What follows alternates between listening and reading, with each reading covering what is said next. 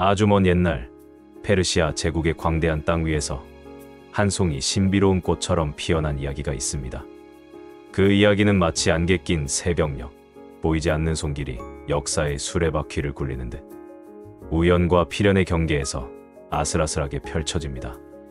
여러분은 혹시 눈에 보이지 않는 거대한 섭리가 우리 삶의 작은 순간들을 어떻게 엮어가는지 궁금해해 본 적이 있으신가요? 오늘 우리는 그 신비로운 섭리 속에서 한 여인이 자신의 운명과 민족의 운명을 어떻게 마주하고 알 수 없는 힘에 이끌려 기적 같은 구원을 이뤄냈는지에 대한 고귀하고 아름다운 이야기를 들려드릴까 합니다. 이 이야기는 단순한 옛날 이야기가 아닙니다. 그것은 시대를 초월하여 우리의 마음을 울리고 절망 속에서도 희망의 빛을 발견하게 하는 영원히 빛나는 별과 같습니다. 마치 하늘의 별자리가 인간의 길을 인도하듯 이 이야기는 우리에게 깊은 영적인 깨달음을 선사할 것입니다. 자, 이제 고대 페르시아의 궁정으로 함께 떠나보실까요? 그곳에서 우리는 가장 연약한 자를 통해 가장 위대한 역사를 이루시는 말로 다 표현할 수 없는 신비로운 힘을 만나게 될 것입니다. 바야흐로 아하수에로 왕이 다스리던 거대한 페르시아 제국에 평화로운 듯한 고요함이 감돌고 있었습니다. 그러나 그 평화의 장막 뒤에는 보이지 않는 어둠의 그림자가 서서히 드리워지고 있었으니 그것은 다름 아닌 유다, 민족을 향한 멸절의 음모였습니다. 이때 한 소녀가 빛처럼 나타났으니 그녀의 이름은 에스더였습니다. 에스더는 어릴 적 부모님을 잃고 사촌 모르드게의 손에서 자란 고아였습니다.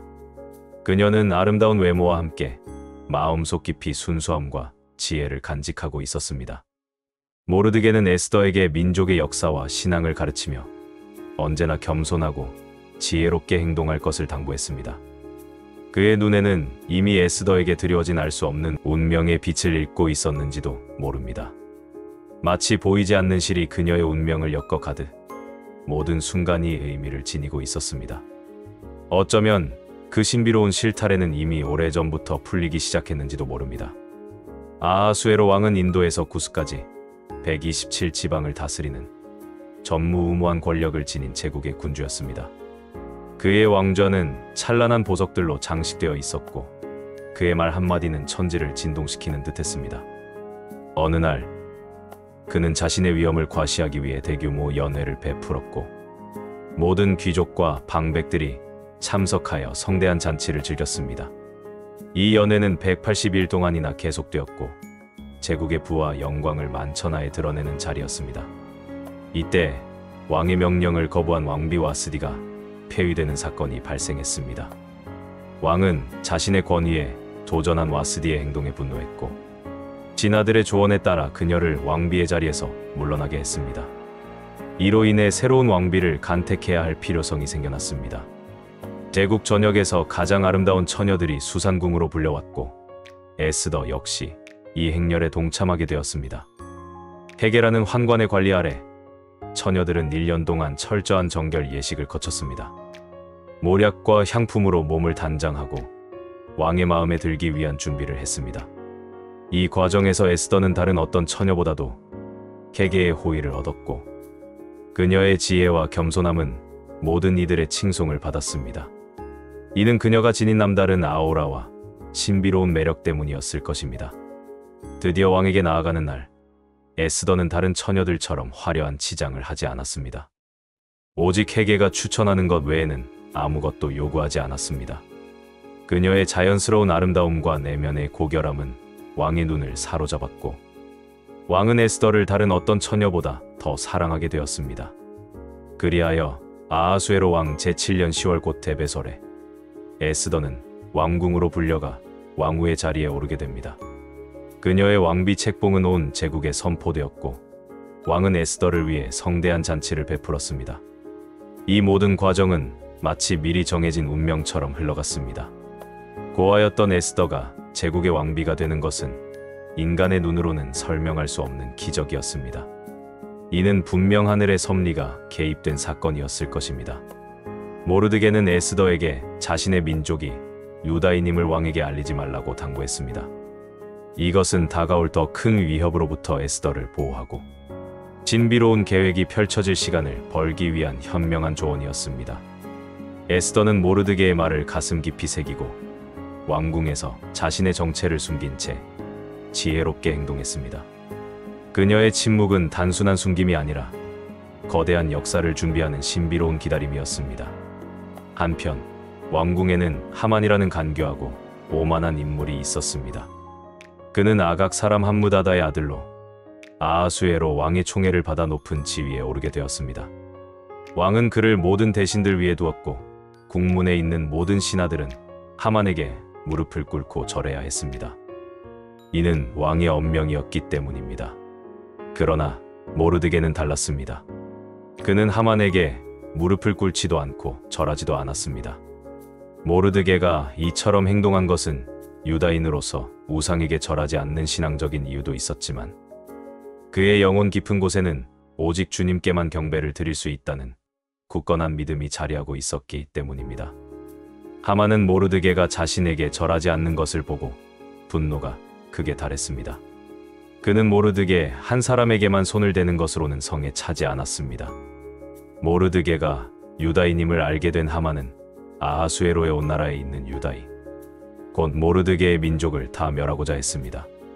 그는 유다인을 멸절시키기 위한 길이를 찾기 위해 부르, 곧 제비를 뽑았는데 이는 아달월 곧 12째 달에 이르렀습니다. 이는 우연처럼 보이지만 신비로운 섭리가 역사를 이끌어가는 하나의 과정이었습니다. 하만은 왕에게 나아가 말했습니다. 어떤 민족이 왕의 각 지방 백성 중에 흩어져 거하는데 그 법률이 만민의 법률과 달라서 왕의 규례를 지키지 아니하오니 용납하는 것이 왕에게 무익하나이다. 왕이 옳게 여기시거든 조서를 내려 그들을 진멸하소서. 내가 은 1만 달란트를 왕의 일을 맡은 자의 손에 넘겨 왕의 금고에 드리겠나이다. 담욕스러운 하만은 유다인의 재산을 약탈하려는 속셈이었습니다. 왕은 하만의 말을 듣고 자신의 손에서 반지를 빼어 하만에게 주며 말했습니다. 그 은과 그 백성을 내게 주노니 너의 소견에 좋을 대로 행하라. 왕의 인장은 모든 법률과 명령에 절대적인 효력을 부여하는 것이었습니다. 하만은 즉시 왕의 서기관들을 불러 왕의 이름으로 조서를 작성하게 했습니다. 이 조서는 왕의 모든 지방에 보내져 아달월 곧 12째 달 13일 하루 동안의 모든 유다인 곧 젊은이, 늙은이, 어린이, 여인을 막론하고 죽이고 도륙하고 진멸하고 그 재산을 탈취하라는 끔찍한 내용이었습니다. 이 명령은 왕의 인장으로 봉인되어 제국 전역으로 전달되었습니다. 이 소식은 바람처럼 빠르게 퍼져나갔고 유다인들에게는 절망의 그림자가 드리웠습니다. 모든 유다인들은 이 소식을 듣고 옷을 찢고 굵은 베옷을 입고 재에 앉아 슬퍼했습니다. 큰 통곡 소리가 온 성읍에 울려 퍼졌고 많은 사람들이 금식하며 하나님께 매달렸습니다. 모르드게 역시 비통함에 옷을 찢고 굵은 베옷을 입은 채 성읍 한가운데에서 크게 울부짖었습니다. 그의 절규는 하늘에 닿는 듯했습니다. 그 절규는 단순히 인간의 고통을 넘어 신비로운 하늘의 자비를 구하는 간절한 외침이었습니다. 이 소식을 들은 에스더 왕비는 큰 고뇌에 빠졌습니다. 그녀는 모르드게를 통해 이 참담한 소식을 전해 듣고 처음에는 믿을 수 없어 했습니다. 그녀의 내시 하닥을 통해 모르드게가 보낸 소식을 확인했습니다. 모르드게는 하만에게 일어난 모든 일과 유다인을 멸절시키기 위해 왕의 금고에 바치기로 한 은의 정확한 액수를 자세히 설명했습니다. 그리고 유다인들을 진멸하라는 조서의 사본을 에스더에게 보여주며 그녀가 왕에게 나아가 자기 민족을 위하여 간절히 구하도록 지시했습니다. 에스더는 하닥을 통해 모르드게에게 답했습니다. 왕의 신하와 왕의 각 지방 백성이 다 알거니와 남녀를 막론하고 부름을 받지 아니하고 안뜰에 들어가서 왕에게 나가면 오직 한 법이 있으니 곧 죽이는 것이요 왕이 그 자에게 금호를 내밀어야 살 것이라. 이제 내가 왕에게 나아가지 못한 지가 이미 30일이라. 그녀의 말 속에는 왕의 엄격한 법도와 자신의 무력함에 대한 솔직한 고백이 담겨 있었습니다. 그러나 모르드게는 다시 에스더에게 분명한 메시지를 보냈습니다. 그의 말은 에스더의 마음을 깊이 찌르는 신비로운 비수와도 같았습니다. 왕궁에 있다고 하여 너만 홀로 모든 유다인 중에서 벗어나리라 생각하지 말라. 내가 만일 이때에 잠잠하면 유다인은 다른 데로 말미암아 노임과 구원을 얻으려니와 너와 내 아버지 집은 멸망하리라. 내가 왕후의 자리를 얻은 것이 이때를 위함이 아닌지 누가 알겠느냐? 이 말은 에스더의 마음에 깊이 박혔습니다. 그녀는 자신이 왕후가 된 것이 단순한 우연이 아니라 민족을 구원하기 위한 신비로운 하늘의 뜻임을 깨달았습니다. 그녀의 마음속에는 두려움과 함께 용기라는 이름의 불꽃이 타오르기 시작했습니다. 그녀는 이제 더 이상 자신의 안위만을 생각할 수 없었습니다. 민족의 운명과 자신의 운명이 신비롭게 얽혀 있음을 깨달았습니다. 에스더는 모르드게에게 답했습니다. 가서 수산에 있는 모든 유다인을 모으고 나를 위하여 금식하되 밤낮 3일을 먹지도 말고 마시지도 마소서. 나도 나의 시녀들과 더불어 이렇게 금식한 후에 규례를 어기고 왕에게 나아가리니 죽으면 죽으리이다. 이 고백은 그녀의 비장한 결단을 보여주었습니다. 왕의 허락 없이 왕에게 나아가는 것은 죽음을 의미했지만 에스더는 민족을 위해 자신의 목숨을 기꺼이 내놓기로 결심했습니다. 그녀의 기도와 금식은 단순한 의식이 아니었습니다. 그것은 온 민족의 절박한 염원과 신비로운 하늘의 힘을 연결하는 통로였습니다. 온 수산성에 있는 유다인들은 에스더의 요청에 따라 3일 밤낮을 금식하며 하나님께 간절히 매달렸습니다. 그들의 간절한 기도는 하늘에 상달되었고 보이지 않는 곳에서 신비로운 역사가 시작되고 있었습니다. 3일 밤낮의 금식 후 에스더는 왕후의 예복을 입고 왕궁 안뜰로 나아갔습니다. 그녀의 발걸음은 비록 떨렸을지언정 그 속에는 민족을 향한 사랑과 신비로운 믿음이 담겨 있었습니다. 그녀의 눈빛은 비장했지만 동시에 하늘의 빛을 품고 있었습니다. 아하수에로 왕은 호련히 나타난 에스더를 보고 깜짝 놀랐습니다. 궁정의 법도를 어기고 자신에게 나아온 에스더를 죽일 수도 있었지만 왕은 알 수 없는 힘에 이끌려 그녀를 향해 금규를 내밀었습니다. 이는 그녀의 생명을 살려준다는 신비로운 표시였습니다.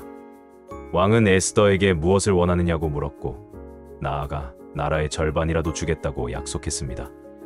에스더는 지혜롭게도 즉시 자신의 소원을 말하지 않고 왕과 하만을 위한 잔치를 베풀기를 청했습니다. 그녀는 아마도 왕의 마음을 더욱 움직이고 하만의 교만을 극대화하기 위한 신비로운 계획을 가지고 있었을 것입니다. 에스더는 첫 번째 잔치에서 다시 왕과 하만을 초대하여 두 번째 잔치를 베풀기를 청했습니다. 그녀의 지연 전략은 하만의 자만심을 더욱 부풀게 했고 동시에 에스더가 마지막 순간에 자신의 정체와 민족의 위기를 밝히기에 가장 적절한 때를 기다리는 신비로운 지혜였습니다.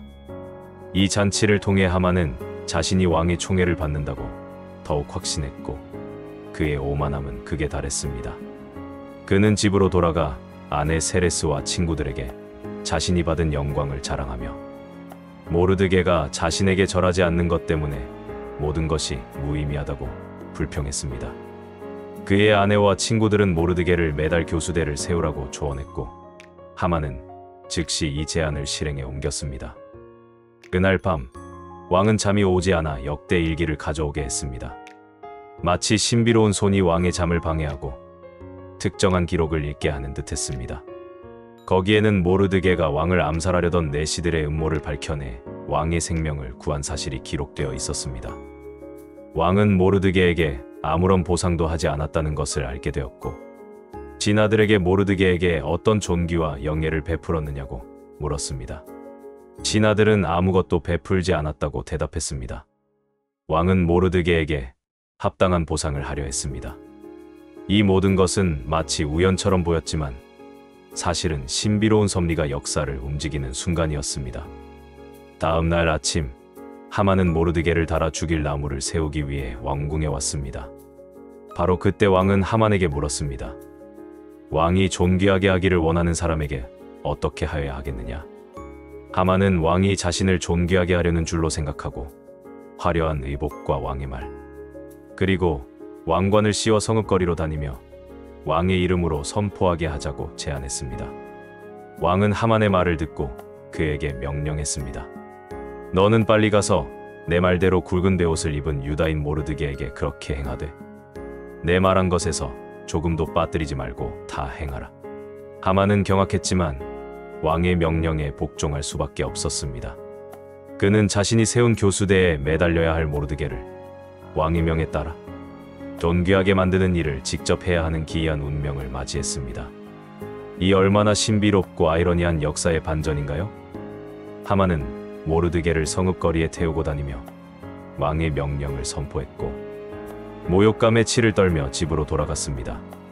그의 아내와 친구들은 그에게 닥칠 불길한 미래를 예견했습니다. 그들은 모르드게가 유다인이라면 하만이 결코 그를 이기지 못하고 도리어 그 앞에서 엎드러질 것이라고 말했습니다. 두 번째 잔치의 시간이 다가왔습니다. 왕과 하만은 에스더의 두 번째 잔치에 참석했습니다. 왕은 다시 에스더에게 소원이 무엇인지 물었고 나라의 절반이라도 주겠다고 약속했습니다. 이제 에스더는 더 이상 지체할 수 없었습니다. 그녀는 비장한 마음으로 자신의 소원을 아뢰었습니다. 왕이여, 내가 만일 왕의 목전에서 은혜를 입었으며 왕이 좋게 여기시거든 내 소청대로 내 생명을 내게 주시고 내 요구대로 내 민족을 내게 주소서. 나와 내 민족이 팔려서 죽임을 당하며 도륙을 당하며 진멸함을 당하게 되었나이다.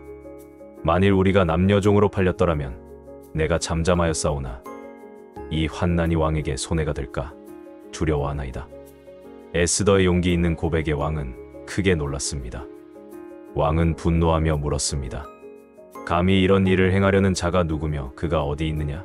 에스더는 지체 없이 대답했습니다. 대적 원수는 이 악한 하만이니이다. 이 말에 하만은 왕과 왕비 앞에서 두려움에 떨었습니다. 왕은 너무나 분노한 나머지 잔치 자리를 박차고 일어나 궁정 정원으로 나갔습니다. 하만은 에스더 왕비에게 목숨을 구걸했습니다. 왕이 다시 돌아왔을 때 하만은 에스더가 기대어 앉아있는 침상에 엎드려 있었습니다. 왕은 이를 보고 더욱 분노하며 말했습니다. 저 자가 내 앞에서 왕비를 강간까지 하려 하는가? 이 말을 듣자 왕의 내시 중 하나인 하르보나가 하만에게 말했습니다. 왕을 위하여 모르드게를 달려고 하만이 50규빗 되는 나무를 세웠는데 이제 그 나무가 하만의 집에 서 있나이다. 왕은 즉시 명령했습니다. 하만을 그 나무에 달아라. 하만은 자신이 모르드게를 매달기 위해 세운 바로 그 교수대에 매달려 죽임을 당했습니다. 이 얼마나 통쾌하고 신비로운 심판인가요? 악인의 음모는 결국 자신에게로 돌아왔습니다. 그날 아하수에로 왕은 유다인의 대적 하만의 집을 에스더 왕비에게 주었고 모르드게는 왕에게 나아왔습니다. 에스더는 모르드게가 자신에게 어떻게 관계되었는지 왕에게 아뢰었고 왕은 자신이 하만에게서 빼앗은 반지를 모르드게에게 주었습니다. 에스더는 모르드게를 하만의 집을 관리하게 했습니다. 그러나 아직 끝난 것이 아니었습니다. 하만의 조서는 이미 전국에 반포되어 취소할 수 없었습니다. 왕의 명령으로 한번 쓰여진 조서는 바꿀 수 없다는 페르시아의 법이 있었기 때문입니다. 에스더는 다시 왕에게 엎드려 울며 하만의 음모를 막아달라고 간청했습니다. 왕은 에스더와 모르드게에게 하만의 이름으로 된 조서를 취소할 수는 없지만 왕의 이름으로 새로운 조서를 써서 유다인들을 보호할 수 있는 권한을 주었습니다. 그리하여 모르드게는 서기관들을 불러 유다인의 언어로 그리고 각 지방의 언어로 된 새로운 조서를 작성했습니다. 이 조서의 내용은 유다인들이 아달월 13일에 자신들을 죽이려 하는 모든 대적들을 대항하여 스스로 모여 생명을 보호하고 그들을 공격하는 모든 자들을 죽이고 진멸하고 그 재산을 탈취할 수 있다는 것이었습니다. 이 조서 또한 왕의 인장으로 봉인되어 제국 전역으로 급히 전달되었습니다. 이 소식을 들은 유다인들은 크게 기뻐하고 즐거워했습니다.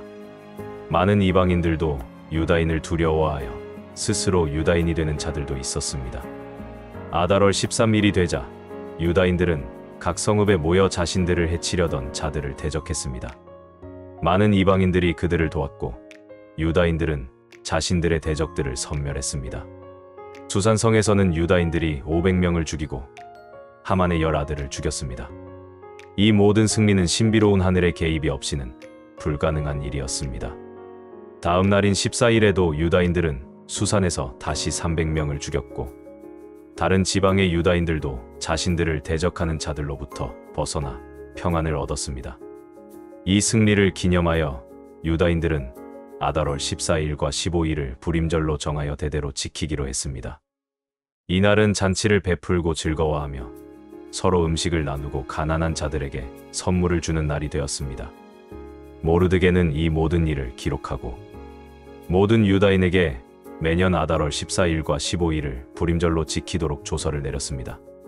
아하수에로 왕과 에스더 왕비의 권한으로 불임절에 대한 조서는 더욱 확고해졌고 이 규례는 모든 세대에 걸쳐 유다인들에게 기억될 영원한 신비로운 기념일이 되었습니다. 에스더는 이 모든 일에 자신의 목숨을 걸고 하늘의 뜻을 이루기 위한 도구로 쓰였습니다. 그녀의 용기와 믿음은 단순히 개인의 덕목을 넘어 민족 전체를 구원하는 신비로운 힘이 되었습니다. 에스더서에는 비록 하나님의 이름이 영시적으로 언급되어 있지 않지만 우리는 이 이야기 전체를 통해 하나님의 신비로운 섭리와 계획을 분명히 볼 수 있습니다.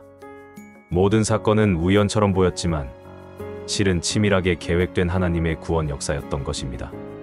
고아였던 에스더가 왕비가 되고 모르드게의 지혜로운 조언, 왕의 잠 못 이루는 밤, 그리고 하만의 오만함까지 모든 것이 맞물려 기적 같은 구원을 이루어냈습니다. 이는 인간의 힘으로는 도저히 설명할 수 없는 오직 하늘의 신비로운 손길만이 가능한 일이었습니다. 에스더 이야기는 우리에게 깊은 교훈을 줍니다. 절망적인 상황 속에서도 하나님의 주권을 신뢰해야 한다는 것. 그리고 하나님은 가장 연약하고 보잘것없는 자를 통해서도 위대한 역사를 이루신다는 진리입니다.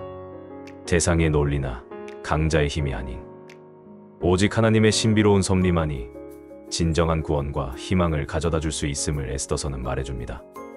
오늘날 우리가 마주하는 수많은 어려움 속에서도 우리는 에스더처럼 믿음과 용기를 가지고 자신의 자리에서 최선을 다해야 합니다. 우리가 어디에 있든 어떤 상황에 처해 있든 우리의 삶은 결코 우연이 아니며 신비로운 하늘의 계획 속에 있음을 기억해야 합니다. 우리 각자가 에스더처럼 하나님의 뜻에 순종하며 세상 가치에 흔들리지 않고 내면의 성장과 섬김을 추구할 때 우리는 하나님 나라를 이루어가는 귀한 도구가 될 것입니다. 우리 삶의 모든 순간이 보이지 않는 섭리 속에서 조화롭게 움직이고 있음을 믿으십시오. 작은 실천들이 모여 큰 기적을 이룰 수 있습니다. 에스더의 이야기는 단순한 옛 이야기가 아니라 오늘을 살아가는 우리에게 여전히 유효한 신비로운 메시지를 던져주고 있습니다.